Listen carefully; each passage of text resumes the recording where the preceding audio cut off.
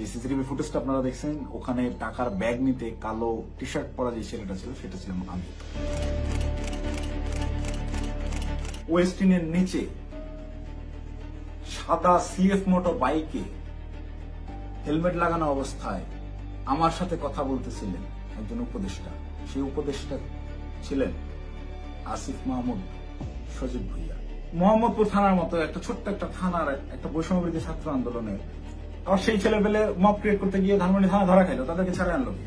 আব্দুর রহমান মাসুদের মতো এত বড় ফিগার, এই ইন্টারন্যাশনাল নেতা ওই রকম লোকজনদেরকে ছাড়াইতে থানায় যায় কেন যায়? খোঁজ করেন, চোখের সামনে দেখতে পাচ্ছেন কারা কারা ধনী হয়ে গেছে, কিভাবে রাতারাতি ফকিরের গোলা কোটিপতি হয়েছে, এটা ওপেন সিক্রেট।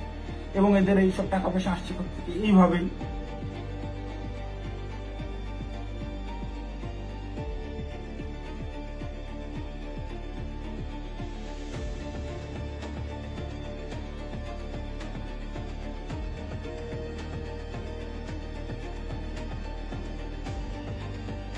আসসালামু আলাইকুম, আমি জানে আলম অপু। সম্প্রতি গুলশানে বরিশালের এই যে নারী এমপির বাসায় চাঁদাবাজির যে ঘটনার ভিডিও ফুটেজ ভাইরাল হয়েছে, যে সিসিটিভি ফুটেজটা আপনারা দেখছেন, ওখানে টাকার ব্যাগ নিতে কালো টি শার্ট পরা যে ছেলেটা ছিল সেটা ছিলাম আমি।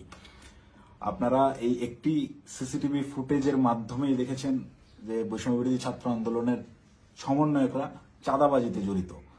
আপনাদের যে সমন্বয়করা গত বছর আন্দোলনে আপনাদের কাছে মহানায়ক ছিল, তারা হয়ে গেল চাঁদাবাজ।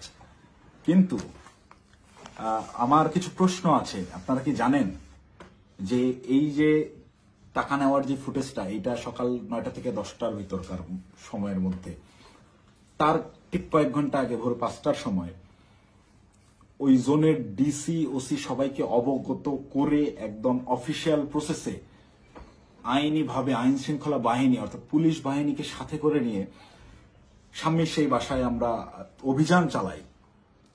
আপনারা কি জানেন সেই অভিযানে যাওয়ার আগে গুলশানেরই কোনো একটা জায়গায় আমার সাথে উপদেষ্টা আসিফ মাহমুদের কথা হয়? কই নিউজ মিডিয়ায় এত কিছু আসলো, এই 2 মিনিটের সিসিটিভি ফুটেজটাই কেন? আগের রাতের গোটা অভিযানের বিষয়টাকে একদম স্রেফ ধামাচাপা দেওয়া হলো কেন? ভোরবেলার সেই পুলিশ সাথে করে নিয়ে যে অভিযান চালানো হয়, 5টা থেকে 6টা পর্যন্ত টানা 1 ঘন্টা শাম্মী আহমেদের বাসায় অভিযান চলে, আইন শৃঙ্খলা বাহিনী সহ। গোটা বাসা তন্ন তন্ন করে খোঁজা হয়, কোথাও শাম্মীকে পাওয়া যায় না। কিন্তু বাসা অভিযান চলাকালীন সময়ে প্রত্যেকটা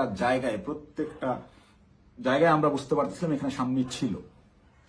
তার ব্যবহৃত জিনিসপত্র, বেডের পাশে তার ফোন, তার হেডফোন, তার জুতা, এভরিথিং, তার ভ্যানিটি ব্যাগ, সবকিছু একদম স্পষ্ট বোঝা যাচ্ছিল শাম্মী এই জায়গায় ছিল। সামহাও ইনফরমেশন লিক হয়ে গেছে, সে চলে গেছে।